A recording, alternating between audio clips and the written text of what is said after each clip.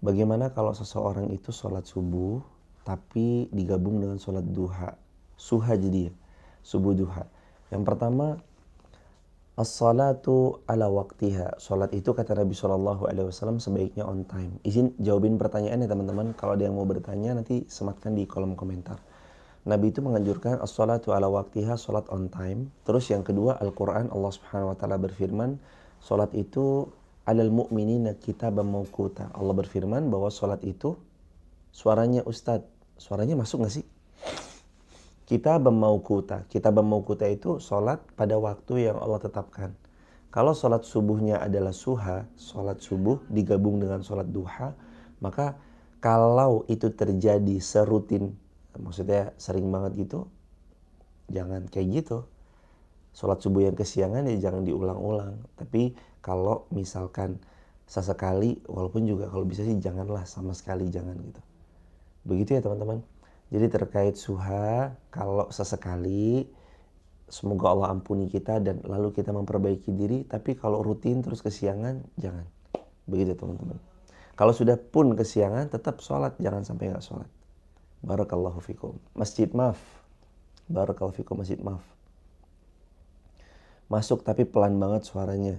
Iya, biasanya ngambil dari mixer kalau dari masjid.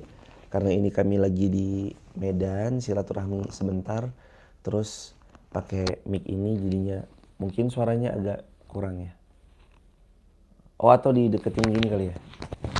Cek. Subhanallah. Ada pertanyaan dari 83. Gimana menghadapi orang yang selalu mengancam kita? Sabar. Lalu kalau dia mengancam, ya gak usah digubris. Karena kita juga menghabiskan waktu kalau kita gubris-gubris mereka. Begitu teman-teman. Barakallahu fiik. Ada pertanyaan dari Pradita Budianto. Apa doanya agar long distance married hati tenang dan tidak berpikiran macam-macam? Yang pertama, Pradita Budianto, semoga Allah memuliakan mas keluarga besar, saling percaya dalam pernikahan. Yang kedua, setelah saling percaya, sebisa mungkin diupayakan sering-seringlah komunikasi. Jadi, yang pertama saling percaya, yang kedua sering-sering komunikasi. Terus yang ketiga, Sayyidina Umar bin Khattab pernah bertanya kepada Sayyidatuna Hafsah, wahai Hafsah, berapa lama perempuan bisa ditinggal suaminya? 4 bulan.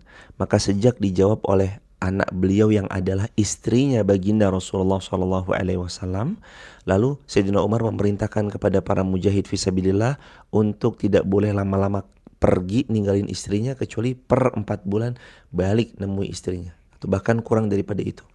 Jadi kalau misalkan kita pergi meninggalkan dalam kurun waktu yang lama, boleh dipertimbangkan bagaimana Sayyidina Umar bin Khattab memberi kurun waktu kepada para mujahid, yakni maksimal 4 bulan. Begitu. Terus gimana supaya gak berpikir yang macam-macam kalau kita lagi long distance married? Karena tadi bekalnya sudah percaya, saling percaya.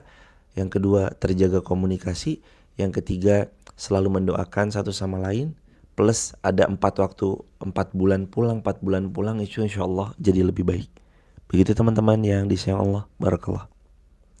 Dan kalau bisa memang sebaiknya ketika kita udah nikah, tinggal satu rumah itu akan lebih baik lagi teman-teman, daripada berjauhan.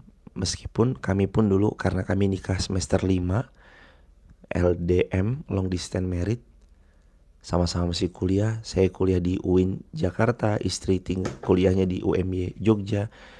Ala kulihal memang itu gak enak banget ketika LDM. Tapi ala kulihal kalau memang pondasinya saling percaya, kedua-duanya insya Allah sama-sama menjaga dirinya, semoga Allah yang memudahkan. Barakallahu fikum. Dari akun Florenzi Melodia. Kalau kelupaan sholat zuhur, ingat pas azan, lalu sholat zuhur setelah asar, boleh gak? Lupa, kata Nabi, rufi al-qalam an thalath. Diangkatnya pena artinya gak dicatat sebagai dosa dari 3 pihak. Yang pertama, anak kecil sampai balik. Yang kedua, orang yang dia tidur sampai dia bangun. Yang ketiga, orang yang lupa sampai dia ingat. Jadi kalau lupa, gak ada masalah. Tapi jangan disengajain ya. Kan lupa kan gak sengaja. Amalan melembutkan hati suami. Yang pertama, berdoalah kepada Allah, Rabbi Rabbana hab lana min azwajina wa dzurriyyatina qurrata a'yun. Doa itu banyak-banyak. Yang kedua, Rabbi habli min ladunka zaujatan thayyibah. Terus yang ketiga, kitanya lembut juga. Karena perempuannya yang lembut memudahkan hati suami juga jadi lembut. Dan laki-laki itu bukan dilawan dengan caranya laki-laki, tapi laki-laki itu disikapi dengan kelemah lembutan. Barakallahu fiik. Dari akun NND Tari, apa doa agar bisa melunasi hutang riba dan bukan riba? Saya ingin jauh dari riba. Berdoalah kepada Allah apa yang Nabi pernah ajarkan kepada Sayyidina Ali bin Abi Thalib. Wahai Ali, baca ini, insya Allah apapun kegundahan hilang, hutang lunas. Apa yang Nabi ajarkan? Allahumma kfini bihalalika an haramik wa aghnini bifadlika amman siwak. Doa dari manusia terbaik Rasulullah diajarkan kepada menantu yang beliau cintai, Sayyidina Ali bin Abi Thalib, yang juga adalah sepupu Sayyidina Ali itu yang juga adalah sepupunya Nabi SAW. Jadi doanya, Allahumma kfini bihalalika an haramik bifadlika wa aghnini bifadlika amman siwak. Doa itu. Tapi belum sekedar doa aja, tapi doa ikhtiar terbaik untuk segera melunasi hutang juga karena kata Nabi SAW, sesiapa yang dia berhutang lalu dia berniat melunasinya, Allah bantu dia supaya bisa segera lunas. Itu istimewanya orang yang niat kalau punya hutang mau dibayar. Jadi teman-teman kalau punya hutang, niat untuk bayar.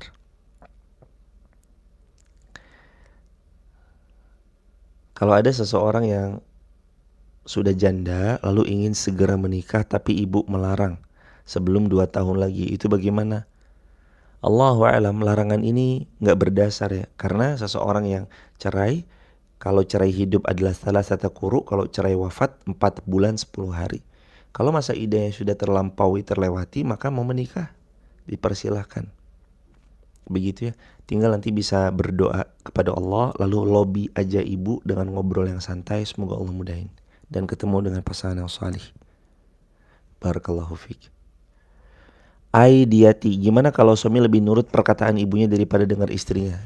Teman-teman yang dirahmati Allah Subhanahu wa taala, seorang suami juga harus bersikap ideal.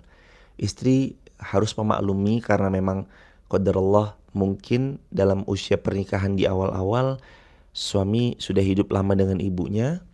Namun demikian suami juga harus bijak-bijak. Istri memaklumi lalu memberi opsi-opsi, tapi suami juga harus bijak-bijak bahwa istrinya pun juga punya pertimbangan yang harus didengarkan. Terus juga gak bisa kita sepihak. Kita harus nurut sama orang tua itu selamanya tapi jangan lupa juga ada di sisi kita, istri, untuk dipintai dan didengarkan juga pendapat beliau. Jadi kalau misalkan teman-teman istrinya ngasih opsi, perlu untuk mendengarkan. Karena pernikahan itu kan isinya komunikasi. Salah satu bentuk komunikasi jadi pendengar yang baik. Begitu. Kalau istri kita punya pertimbangan, maka coba dipertimbangkan lagi. Nurut sama orang tua itu harus, tapi mendengarkan istri itu pun juga harus. Jadi balance enaknya, jalan kedua-duanya. Sama orang tua oke, sama istri juga oke. Barakallahu fikum.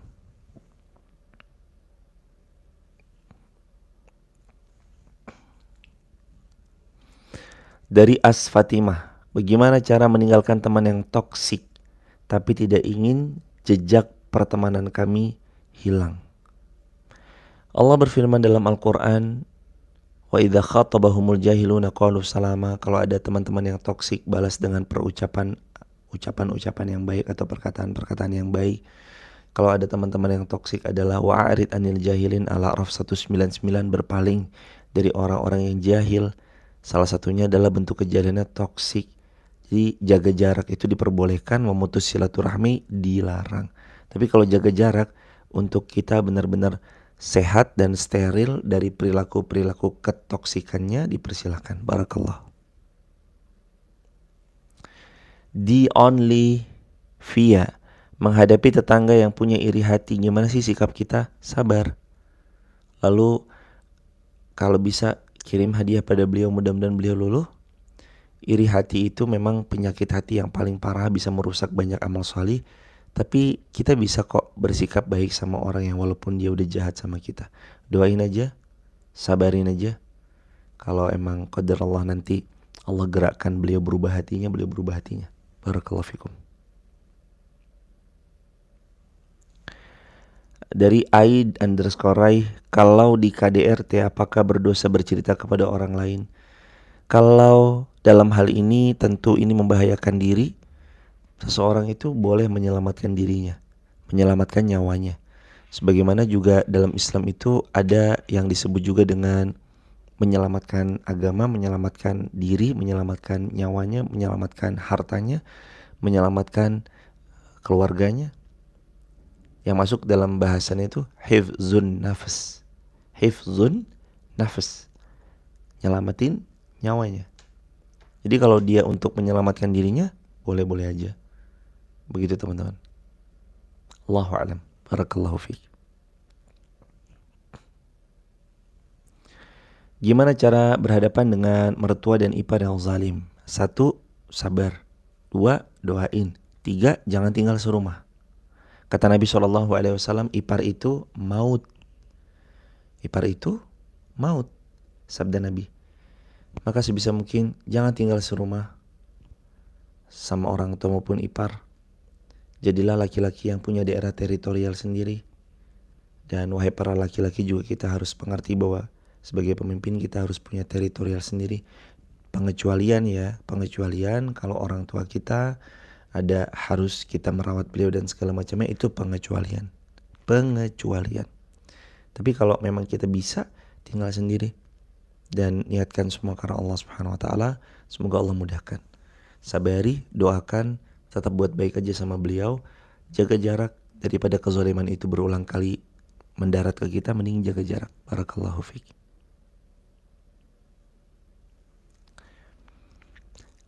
Bedanya ujian, azab, istidraj. 1. Ibu Imas Wartimas, semoga Allah memuliakan ibu sekeluarga besar. 1. Ujian itu peninggi derajat. Biasanya ujian yang datang membuat kita makin dekat sama Allah Subhanahu wa taala. Itu namanya ujian sebagai peninggi derajat.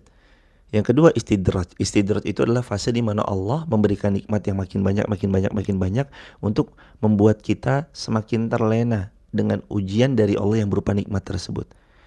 Nah, dari situ istidraj tuh. Nanti sikap yang semakin jauh dari Allah bertambah parah, bertambah jauh, itu namanya azab. Jadi teman-teman, nakar harta kita tuh berkah atau enggak, handphone kita berkah atau enggak, astagfirullahaladzim, apalagi ya, semuanya ya, maksudnya handphone kita berkah atau enggak, uang kita berkah atau enggak, perjalanan kita berkah atau enggak, safar kita berkah atau enggak, rumah kita berkah atau enggak. Dan semua yang kita miliki kalau mau ditakar berkah atau tidaknya, cukup satu pertanyaan. Apakah yang kita punyai mendekatkan kita kepada Allah? Itu aja. Jadi teman-teman, by the way, nanti coba teman-teman jawab sendiri masing-masing. Kalau membuat dekat sama Allah, maka fix istidraj. Tapi kalau buat jauh, mohon maaf, astagfirullahaladzim. Kalau buat dekat sama Allah, maka fix itu peninggi derajat. Ujian yang datang peninggi derajat. Apa yang dipunya peninggi derajat. Tapi kalau itu membuat jauh dari Allah, itu fix istidraj. Lebih-lebih lagi nanti kalau makin jauh bisa jadi azab yang sangat pedih. Wala'iyahzubillahi min dzalik. Hati-hati ya teman-teman dari istidraj. Suara aman ya? Barakallahu fiik. Aman suaranya? Ajeng Hanum, gimana cara menghadapi suami agar mau sholat dan mempunyai hati yang lembut? Pertama, ajak sholat. Ada 4D. D yang pertama, diajak. D yang kedua, didoakan. D yang ketiga, dicontohkan. D yang keempat, diajak umrah atau digandeng tangannya berumrah atau berhaji. Begitu teman-teman. 4D. Didoakan, dicontohkan, diajak jangan bosan-bosan, digandeng tangannya berangkat umrah atau berangkat haji. Begitu teman-teman. Barakallahu fiik. Semoga Allah lembutkan hati siapapun. Gimana kalau ketemu dosen yang killer? Apa rumusnya, apa doanya? Teman-teman yang lagi ketemu sama dosen atau mungkin lagi bimbingan skripsi dan semuanya ya, doain apa yang Nabi pernah ajarkan. Allahumma kfinihim bima syi'ta. Sesiapa yang ketemu sama sesuatu yang berat di dadanya, yang hampir-hampir membuat dia sesak dadanya, nyerah untuk ngerjain skripsinya, nyerah untuk nggarap tesisnya, nyerah dalam satu ujian yang berat banget, dosennya sulit banget ditemuin, mau bimbingan, kemudian beliau keluar negeri, beliau ini, beliau itu, maka Nabi ajarkan satu doa, Allahumma kfinihim bima syi'ta. Allahumma kfinihim bima syi'ta. Itu doanya ya. Barakallahu fikum. Gimana cara menghadapi suami yang masih suka chattingan sama mantan? Bersabar, bersabar, bersabar, mengingatkan dengan cara yang baik. Tentu saja itu kalau memang ada sebatas hubungan untuk anak, maka bersikaplah sewajarnya karena memang ini mau gak mau beliau adalah orang tua bagi sang anak tersebut. Tapi kalau ada unsur-unsur yang mendekati dengan perbuatan-perbuatan mengingat masa lalunya, maka itu gak boleh. Allahu a'lam bishawab. Dari Lia. Orang tua yang jodohin anaknya itu gimana? Tergantung dijodohin sama siapa. Laki-laki yang salih, bagus dong. Kata Nabi, idza ja'akum man tardawna dinahu wa khuluquhu fazawijuh. Kalau datang laki-laki melamar putri kalian, kalian tahu din, agamanya baik, wa khuluquh, akhlaknya baik, fazawijuh, ya nikahin aja. Lagi juga teman-teman kalau misalkan dijodohin sama orang tua dan teman-teman tahu laki-laki itu worth it, why not? Kenapa enggak? Laki-laki itu salih, baik akhlak, baik agama, why not? Kenapa enggak? Menikah. Begitu teman-teman. Allahu a'lam bishawab. Barakallahu fikum. Tapi kalau gak suka gimana? Bilang aja gak suka.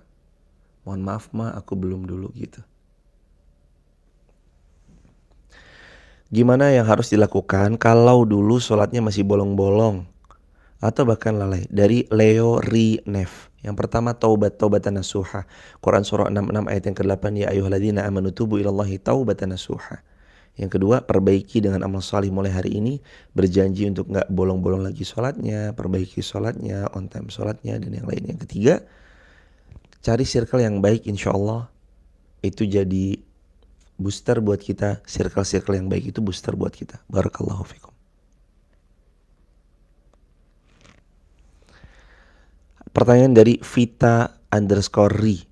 Bolehkah kalau tidak mau menikah lagi karena suaminya meninggal dunia? Jawabannya boleh. Sebagaimana seorang perempuan nanya ke Nabi SAW, ya Rasulullah, saya gak mau nikah lagi karena mau fokus ngurus anak. Apakah diperkenankan? Nabi juga, kalau memang itu menjadi satu, ada syaratnya kata para ulama ya, kalau itu menjadi satu hal yang mau difokuskan, mendidik anak, menjaga anak-anak, menjadikan anak-anak nanti orang hebat di masa datang, boleh. Yang kedua, terbebas dari fitnah, silakan aja. Tapi pertimbangan ulama juga ada. Kalau nanti gak bisa menjaga diri dari fitnah, nanti fitnahnya malah menjadi-jadi, nanti malah berbahaya untuk diri sendiri karena tidak ada yang mengayomi, maka silakan menikah lagi, gak ada masalah. Tapi kalau merasa cukup, itu pun juga diperbolehkan karena Nabi juga memperbolehkan hal itu. Kalau ada orang yang fokus sama mendidik anak-anaknya atau cucunya, atau ingin ya udahlah kita sekarang udah cukup aja sama cucu-cucu gitu, itu juga boleh. Barakallahu fikum.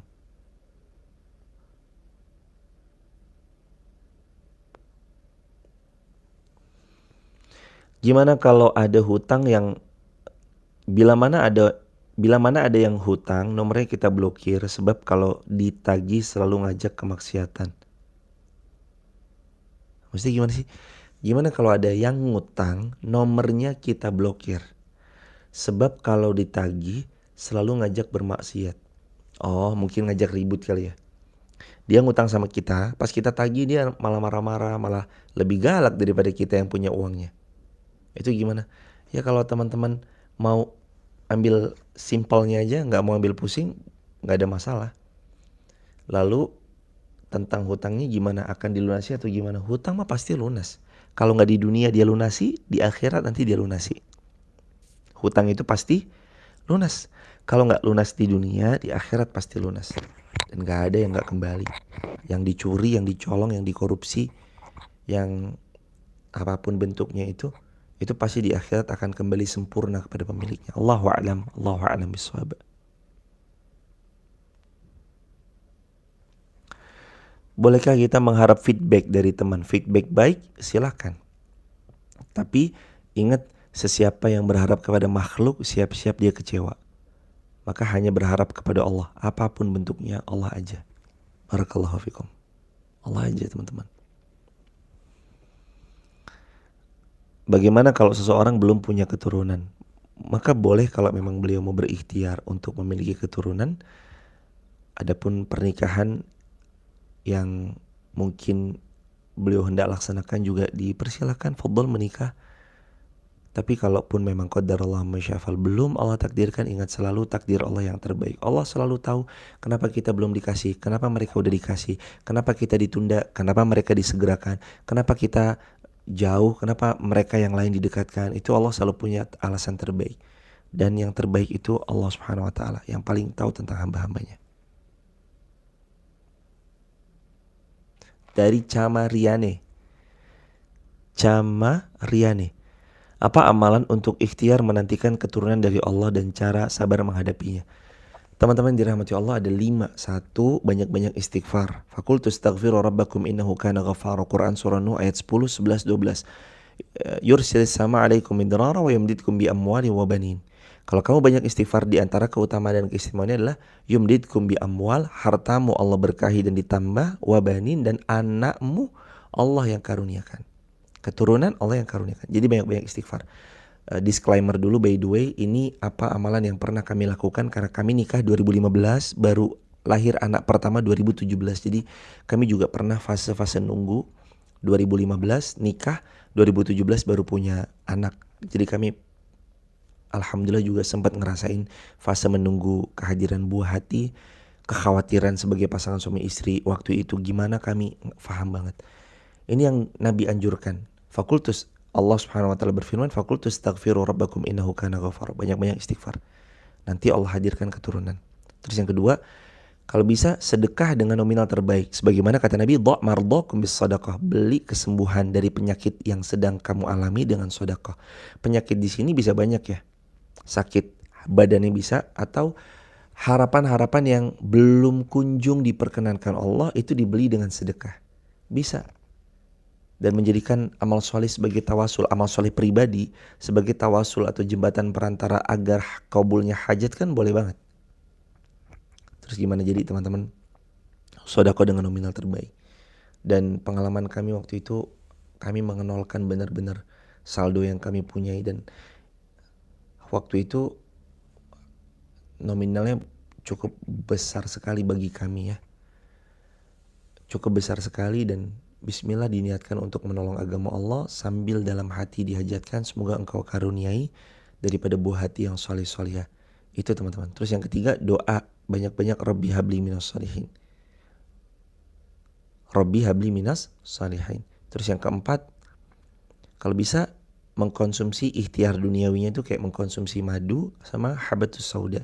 Karena kata Nabi, habatus sauda dawaun likulidda. Minum habatus sauda itu dawa penyembuh likulidda, bagi banyaknya penyakit. Terus yang berikutnya itu, kalau bisa ikhtiar ibadah suami istrinya ba'da subuh. Barakallahu fikum.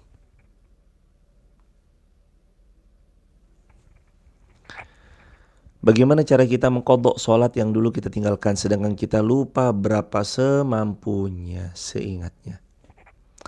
Kalau kita silaturahmi ke masjid dari aku baru 99. Kalau kita mau silaturahmi ke Masjid Al-Fatih itu hubungin siapa? Teman-teman coba hubungin admin yang menjadwalkan. Nomornya ini ya. 08. Kalau mau silaturahmi ke Masjid Muhammad Al-Fatih nanti kontak aja beliau. Cari waktu, nanti biasanya beliau mencarikan waktu pas kami nggak keluar kota, pas kami di Wonosobo. 0851 6354 7500. 0851 6354 7500. Itu beliau yang tahu, biasanya beliau. Dari Naraya Mekah, suami punya utang tapi istri selalu sedekah subuh diniatkan untuk melunasi hutang. Apakah boleh? Hutang wajib, sedekah sunnah. Maka yang wajib didahulukan daripada yang sunnah. Jangan sampai kebalik nih. Kita bayar hutang tuh pahalanya gede banget teman-teman. Jadi dahulukan bayar hutang. Tapi kalau hutangnya jangka waktunya tahunan, puluhan tahun, terus berarti nggak boleh sedekah? Boleh. Ya hutang cicilannya di bulan itu dilunasi, lalu bersedekahlah sesuai dengan kemampuan. Barakallahu fikum. Gimana cara sholat istikharah yang terbaik? Cara sholat istikharah yang terbaik dari Atika Amalia yang pertama, sholat 2 rakaat. Lembutkan hati kita, fokuskan kepada Allah Azza wa Jal, kosongkan hati kita dari kecondongan atas pilihan yang mau diajukan, lalu bilang sama Allah, ya Allah, kalau pilihan ini, sebut pilihannya, A dengan B, di antara yang ini, baik untuk hamba, baik untuk agama hamba, mudahkan berkahi. Kalau tidak, jauhkan dan ganti, buat aku ridho dan ganti dengan yang lebih baik. Itu aja, sesimpel gitu kan kalau istikharah. Dan hati ini harus dalam keadaan netral, jangan punya kecondongan dulu. Karena kalau ngandelin hati kita udah tahu pilihannya siapa, Mas Fulan atau Mas Fulan, Mbak Fulana atau Mbak Fulana B, A atau B, udah tahu nih, hati condongnya kemana udah tahu. Tapi kalau pas mau istikharah netralin dulu, supaya nanti Allah yang ngasih.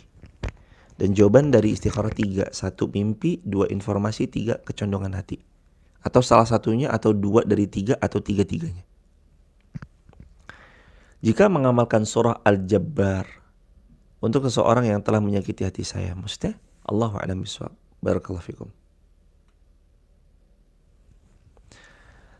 By the way, uang riba harusnya digimanain biar nggak kepake?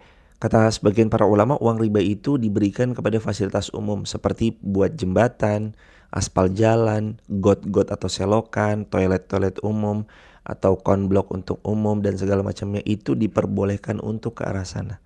Sebagaimana ini uangnya umat dikembalikan kepada umat. Barakallah.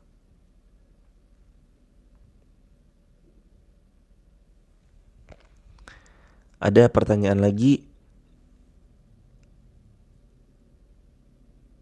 Sebentar. Kok gak bisa dipencet ya? Waduh, gak bisa dipencet nih.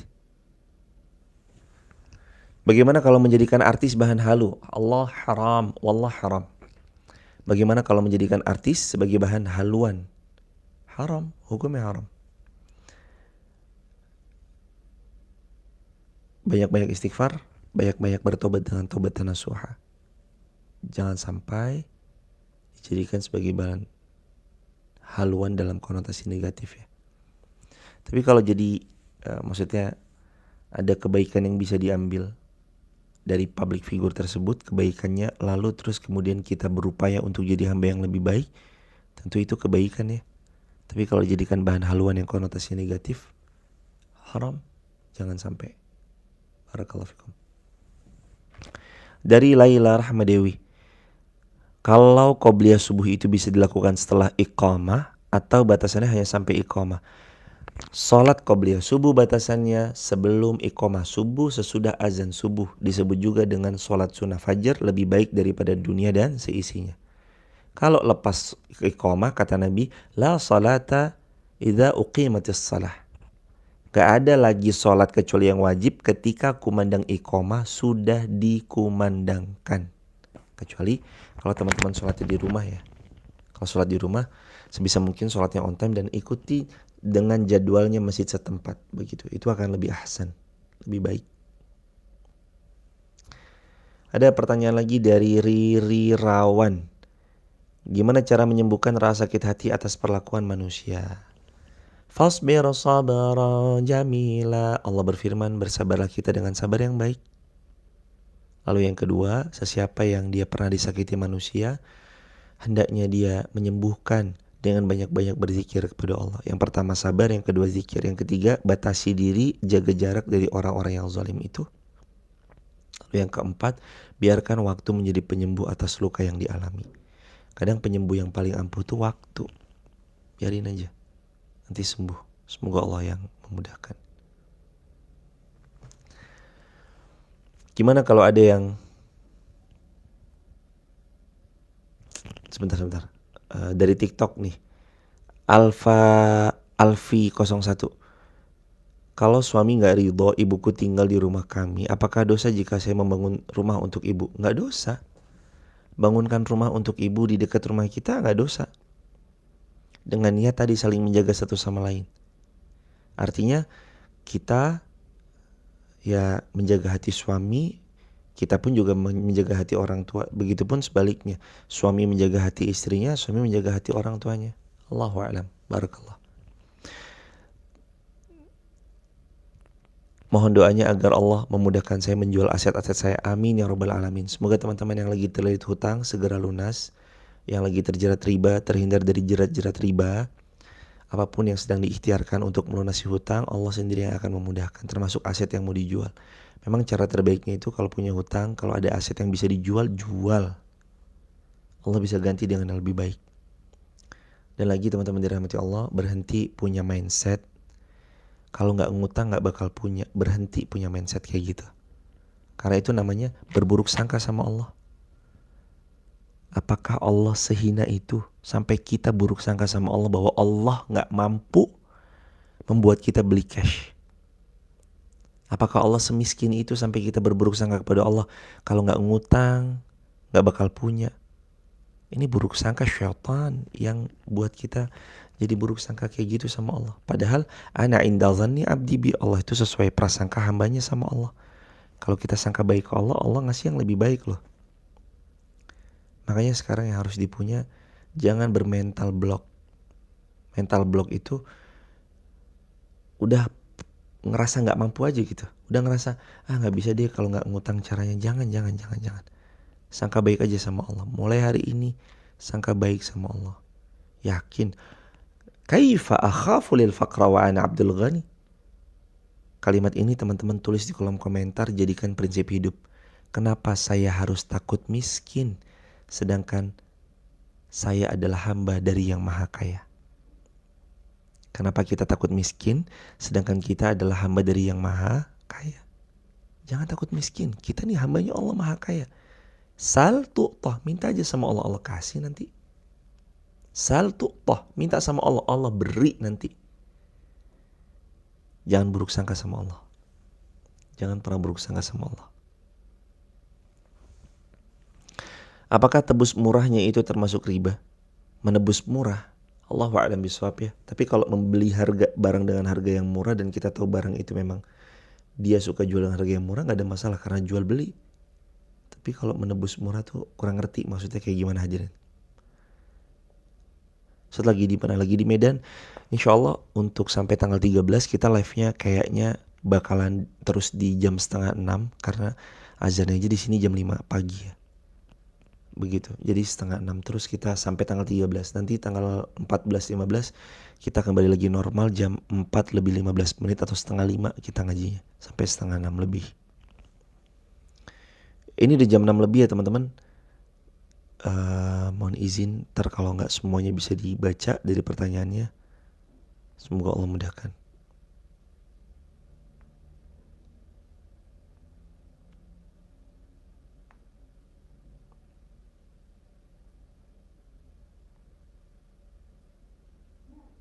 Rifki, gimana menyikapi orang tua yang ingin anaknya ingin menikah tapi qadarullah belum menemukan yang cocok? Ikhtiar, ikut komunitas yang baik, circle yang baik, siapa tahu jodohnya ada di sana. Lalu kita juga jangan lupa menjadi diri yang lebih baik karena Allah tidak berjanji bahwa kamu akan menikah dengan yang kamu cintai. Tapi Allah berjanji yang baik hanya untuk yang baik. Kalau yang baik ketemu dengan yang tidak baik, itu karena yang tidak baik Allah inginkan menjadi hamba yang baik. Barakallahu fikum. Nanti dipotong ya teman-teman tuh yang barusan tuh. Dipotong jadiin WA story. Allah tidak berjanji kalau kita akan menikah dengan yang kita cintai. Sekali lagi saya ulangi ya. Disiapin nih screen recorder. Udah siap? Di screen sebarluaskan. Allah tidak berjanji bahwa kita nanti akan menikah dengan yang kita cintai. Tapi Allah berjanji at-thayyibatu lit-thayyibina wat-thayyibuna lit-thayyibat. Kalau kita baik, insya Allah jodoh kita juga orang yang baik. Kalau kitanya baik ketemu sama yang belum baik, itu karena Allah ingin yang belum baik ini semoga menjadi hamba yang baik. Begitu ya teman-teman. Barakallahu fikum.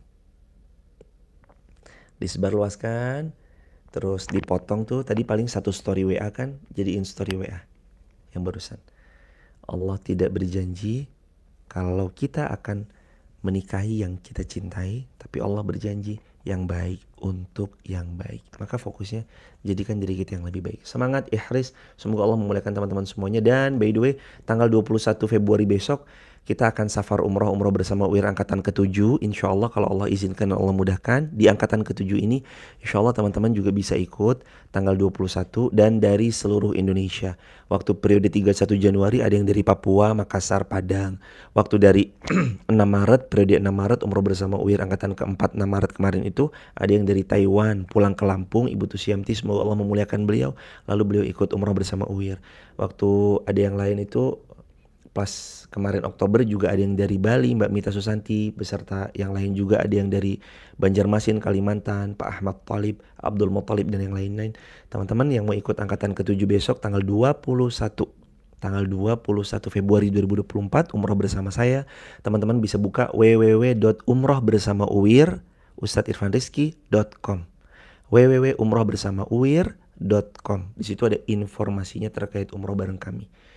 Dan insya Allah saya langsung akan membersamai, kami akan membimbing, kita mudah-mudahan bisa jadi keluarga, jadi teman ngobrol bareng, teman safar bareng. Dan mudah-mudahan perjalanannya jadi perjalanan yang satu frekuensi, karena biasanya yang teman-teman yang udah ngaji subuh syuruk yang ikut membersamai. Jadi begitu ya teman-teman. Tanggal berapa? 21 Februari 2024. Sudah fix tiketnya, sudah fix maskapainya Saudi Airlines, dan alhamdulillah nanti hotelnya selalu yang di depan, keluar langsung pelataran Masjidil Haram. Jadi kita nggak perlu jalan jauh dari hotel ke masjidnya, sehingga kaki kita akan lebih maksimal dipakai untuk tawaf berlama-lama insya Allah. Barakallahu fikum. Begitu teman-teman. Terus apalagi infonya? Kalau ada yang mau dapetin konten seputar konten video pendek dakwah saya yang bisa disebarluaskan, konten-konten poster dakwah, konten-konten info tentang program kapan umroh, lalu ada program peluang jariah apa, lalu ada info tentang pembangunan masjid, pembangunan pondok pesantren, SD, dan peluang-peluang jariah segala macamnya, teman-teman juga bisa gabung di grup WhatsApp kajian saya, Sahabat UIR, grup WhatsApp Sahabat UIR. Teman-teman bisa gabung di grup WhatsApp Sahabat UIR dengan save nomor WA-nya 0812 13 60 70 20. Save nomor WA saya 0812 13 60 70 20. Atau buka www.uir.co.id. www.uir.co.id. Di situ tinggal masuk aja. Sebut nama, asal kota, asal negara. Nanti grup laki-laki sendiri, grup perempuan sendiri. Barakallahu fikum. Sehat selalu teman-teman. Semoga Allah memuliakan teman-teman semuanya. 60 70 20 ya teman-teman. Bukan 60 70 aja. 081213 60 70 20. 081213 60 70. Barakallahu fikum. Sampai jumpa di lain kesempatan. Mohon izin teman-teman sampai tanggal 13. Kemungkinan kita akan live jam 5:30. Kayak gini terus nih live-nya 5:30. Karena di Medan subuhnya udah jam 5. Jadi gak mungkin kalau kita jam 5 live gitu, gak mungkin. Gak memungkinkan, jadinya kita 5:30. Begitu ya. Subhanakallahumma bihamdika asyhadu an la ilaha illa anta astaghfiruka wa atubu ilaik. Assalamualaikum warahmatullahi wabarakatuh.